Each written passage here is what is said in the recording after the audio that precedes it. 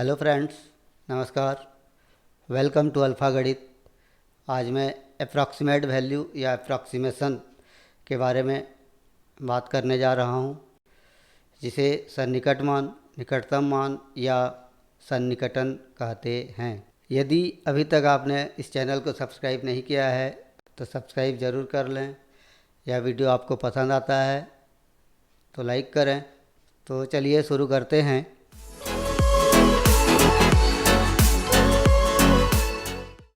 सन्निकट मान को हम दैनिक जीवन में भी जाने अनजाने प्रयोग करते हैं। जनरली हम राउंड फिगर में ऐसे करके बोलते रहते हैं।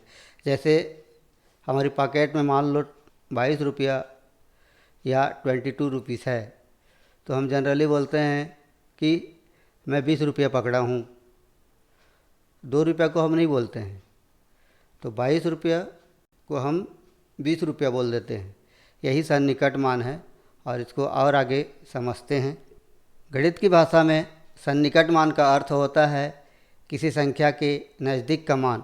यहाँ पर हम दहाई, सैकड़ा और हज़ार के सन्निकटन को समझेंगे। दहाई का सन्निकटन को समझने के लिए यहाँ पर जैसे एक संख्या रेखा में संख्याएं लिखी हुई हैं 40, 50, 60, 70, 80। यहाँ पर हमको 43 का दहाई का सन्निकटन देखना है, तो हम ये देखेंगे कि 43 किसके नज़दीक है, 40 के पास में है कि 50 के पास में है। तो 40 और 50 के बीच में 10 का अंतर है और 50 से गिनेंगे तो 43 40 के पास में है। इसलिए यहाँ पर 43 का दहाई का सन्निकटन 40 होगा। सैकड़ा का सन्निकटन, इसको भी हम इस प्रकार से समझ सकते हैं। यहाँ पर संख्याएं 100 के अंतर में हैं। संख्या रेखा में लिखी हुई है 300, 400, 500, 600 और 700। अब हमको 565 का सैकड़ा का सन्निकटन पता करना है, तो हम देखेंगे 565 500 के करीब है कि 600 के करीब है। यहाँ पर 500 और 600 के बीच में 100 का अंतर है और हम देखते हैं 565 यहाँ पर 600 के पास में है, इसलिए 565 का यहाँ पर सैकड़ा का सन्निकटन 600 होगा। हज़ार का सन्निकटन, इसको भी इस प्रकार से हम समझ सकते हैं कि इसमें हम देखते हैं कि इनके बीच में 1000 का अंतर है। तो यहाँ पर जो संख्याएं लिखी हुई हैं 4000, 5000, 6000 और 7000। अब हमको 6460 का सन्निकटन यदि पता करना है, तो हम देखेंगे कि ये 6000 के पास में है या 7000 के पास में है। तो हम देखते हैं ये 6460 जो है वो 6000 के ज़्यादा पास में है, इसलिए इसका हज़ार का सन्निकटन जो होगा वो 6000 होगा। अब इन सभी सन्निकटन को समझने के लिए हम अलग अलग विस्तार से देखते हैं। तो सबसे पहले हम देखेंगे दहाई का सन्निकटन, अप्रॉक्सीमेशन ऑफ टेंथ। दहाई का सन्निकटन मान निकालने के लिए हम इकाई स्थान के अंक को देखते हैं। यदि इकाई स्थान का अंक 5 या 5 से बड़ी है तो दहाई स्थान का अंक 1 अधिक हो जाता है। लेकिन यदि इकाई स्थान का अंक 5 से छोटी है तो दहाई स्थान का अंक नहीं बदलता है और दोनों ही स्थिति में इकाई स्थान का अंक 0 हो जाता है। और इसका उत्तर होता है 10, 20, 30, 40, 50, 60, 70, 80, 90 या 100। दहाई का सन्निकटन का उत्तर इन्हीं में से एक संख्या होता है। अब हम दहाई के सन्निकट मान को समझने के लिए उदाहरण से इसको समझते हैं। तो यहाँ पर संख्याएं दी हुई हैं, इनका हमको दहाई का सन्निकट मान ज्ञात करना है। तो पहले हम 72 का दहाई का सन्निकट मान निकालते हैं। तो 72 का दहाई का सन्निकट मान निकालने के लिए हम देखते हैं यहाँ पर इकाई स्थान का अंक, और इकाई स्थान के अंक में यहाँ पर 2 है जो कि 5 से छोटी है, इसलिए दहाई स्थान का अंक यथावत रहेगा और इकाई के स्थान में हम 0 लिखेंगे। तो इसका 72 का दहाई का सन्निकट मान बराबर हो जाएगा 70। इसी प्रकार हम 85 का दहाई का सन्निकट मान निकालेंगे। तो इसमें भी हम इकाई स्थान का अंक को देखेंगे और यहाँ पर इकाई स्थान का अंक 5 है, और इकाई स्थान में 5 या 5 से अधिक होने पर दहाई का जो अंक है वो 1 अधिक हो जाता है, और इकाई के स्थान में हम 0 लिखते हैं। तो 85 का दहाई का सन्निकट मान बराबर हो जाएगा 90। इसी प्रकार 739 का दहाई का सन्निकट मान, तो इसमें सैकड़ा भी है, इकाई, दहाई और सैकड़ा भी है, लेकिन हमको सैकड़ा को ध्यान नहीं देना है, केवल हमको दहाई का सन्निकट मान निकालना है, और इसके लिए हम इकाई स्थान के अंक को देखेंगे। और यहाँ पर इकाई स्थान में 9 है जो कि 5 से बड़ी है, इसलिए दहाई के अंक में 1 जुड़ जाएगा, यानी दहाई का अंक 3 के स्थान में 4 हो जाएगा, और इकाई स्थान में हम 0 लिखेंगे। तो 739 का दहाई का सन्निकट मान बराबर हो जाएगा 740। अब हम देखेंगे 94 का दहाई का सन्निकट मान। तो इसके लिए हम इकाई स्थान के अंक देखेंगे, जो कि इकाई स्थान के अंक में यहाँ पर 4 है और 5 से छोटी है, इसलिए दहाई स्थान का अंक नहीं बदलेगा और इकाई के स्थान में 0 होता है। तो 94 का दहाई का सन्निकट मान बराबर हो जाएगा 90। अब हम सैकड़े का सन्निकटन यानी अप्रॉक्सीमेशन ऑफ 100 को विस्तार से समझते हैं। सैकड़े का सन्निकट मान निकालने के लिए हम दहाई स्थान के अंक को देखते हैं। यदि दहाई स्थान का अंक 5 या 5 से बड़ी है तो सैकड़ा स्थान का अंक 1 अधिक हो जाता है, यानी सैकड़ा स्थान के अंक में 1 जुड़ जाता है।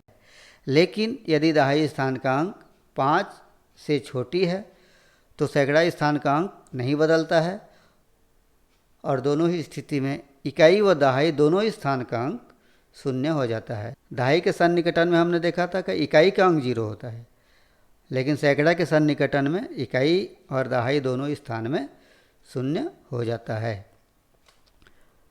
और इसका उत्तर 100, 200, 300, 400, 500, 600, 700, 800, 900 और 1000 में से ही होता है। सैकड़े के सन्निकटन को हम उदाहरण से समझते हैं। तो पहले हम 359 का सैकड़े का सन्निकट मान निकालेंगे। तो इसके लिए हम 359 के दहाई स्थान के अंक को देखेंगे। यहाँ पर दहाई स्थान के अंक में 5 है, और 5 या 5 से बड़ी होने पर सैकड़ा स्थान का अंक 1 अधिक हो जाता है, इसलिए यहाँ पर सैकड़ा स्थान का अंक जो 3 है वो 4 हो जाएगा, और इकाई और दहाई दोनों स्थान में 0 हो जाएगा। तो 359 का सैकड़े का सन्निकट मान बराबर हो जाएगा 400। इसी प्रकार हम 805 का सैकड़े का सन्निकट मान निकालेंगे। यहाँ भी हम दहाई स्थान के अंक को देखेंगे। यहाँ पर 0 है, और 0 5 से छोटी है तो सैकड़ा स्थान का अंक नहीं बदलेगा, और इकाई और दहाई के स्थान में 0 हो जाएगा। तो 805 का सैकड़े का सन्निकट मान बराबर हो जाएगा 800। 449 का सैकड़े का सन्निकट मान हमको निकालना है। तो यहाँ भी हम दहाई के स्थान को देखेंगे, और दहाई के स्थान में यहाँ पर 4 है जो 5 से छोटी है, तो सैकड़े का अंक नहीं बदलेगा, और इकाई और दहाई के स्थान में 0 हो जाएगा। तो 449 का सैकड़े का सन्निकट मान बराबर हो जाएगा 400। 7694 का सैकड़े का सन्निकट मान। यहाँ पर हम देखते हैं इकाई, दहाई, सैकड़ा और 1000 का स्थान भी है, हमको बस निकालना है सैकड़े का सन्निकट। तो यहाँ पर हम 1000 स्थान के अंक को हम ध्यान नहीं देंगे, केवल हमको सैकड़े का सन्निकट निकालना है, और सैकड़े का सन्निकट मान निकालने के लिए हम दहाई स्थान के अंक को ही ध्यान देंगे। और यहाँ पर दहाई स्थान का अंक 9 है जो 5 से बड़ी है, और 5 से बड़ी होने पर सैकड़ा स्थान का अंक 1 अधिक हो जाता है, और इकाई और दहाई दोनों स्थान में 0 हो जाता है। इसलिए 7694 का सैकड़े का सन्निकट मान बराबर हो जाएगा 7700। अब हम 1000 का सन्निकटन यानी अप्रॉक्सीमेशन ऑफ 1000 को विस्तार से समझते हैं। 1000 का सन्निकट मान निकालने के लिए हम सैकड़ा स्थान के अंक को देखते हैं। यदि सैकड़ा स्थान का अंक 5 या 5 से बड़ी है तो 1000 स्थान का अंक 1 अधिक हो जाता है। लेकिन यदि सैकड़ा स्थान का अंक 5 से छोटी है तो 1000 स्थान का अंक नहीं बदलता है, और दोनों ही स्थिति में चाहे 1000 स्थान का अंक बदलता हो या नहीं बदलता हो, दोनों ही स्थिति में इकाई, दहाई और सैकड़ा तीनों स्थान का अंक शून्य हो जाता है। और इसका उत्तर 1000, 2000, 3000, 4000, 5000, 6000, 7000, 8000, 9000 और 10,000 में से ही होता है। हजार के सन्निकट मान को समझने के लिए हम यहाँ पर उदाहरण से इसको समझते हैं। तो हजार के सन्निकट मान को समझने के लिए पहले हम 5480 का हजार का सन्निकट मान निकालेंगे। 5480 का हजार का सन्निकट मान निकालने के लिए हम सैकड़ाई स्थान के अंक को देखते हैं। यहाँ पर सैकड़ाई स्थान का अंक 4 है जो 5 से छोटी है, इसलिए हजार स्थान का अंक नहीं बदलेगा और इकाई, दहाई और सैकड़ा तीनों स्थान में शून्य हो जाएगा। तो 5480 का हजार का सन्निकट मान बराबर हो जाएगा 5000। इसी प्रकार 8785 का हजार का सन्निकट मान निकालने के लिए हम यहाँ भी सैकड़ाई स्थान का अंक देखेंगे। यहाँ पर सैकड़ाई स्थान का अंक 7 है जो 5 से बड़ी है, और 5 से सैकड़ाई स्थान का अंक यदि 5 से बड़ी है तो हजार स्थान का अंक एक अधिक हो जाता है और बाकी तीनों स्थान, इकाई, दहाई और सैकड़ा में शून्य हो जाते हैं। तो 8785 का हजार का सन्निकट मान बराबर हो जाएगा 9000। इसी प्रकार 4629 का हजार का सन्निकट मान पता करना है। तो यहाँ भाई हम सैकड़ाई स्थान के अंक को देखेंगे और यहाँ पर सैकड़ाई स्थान का अंक 6 है जो 5 से बड़ी है, इसलिए हजार स्थान का अंक यानी 4 एक अधिक हो जाएगा और इकाई, दहाई और सैकड़ा तीनों स्थान में शून्य हो जाएगा। तो 4629 का हजार का सन्निकट मान बराबर हो जाएगा 5000।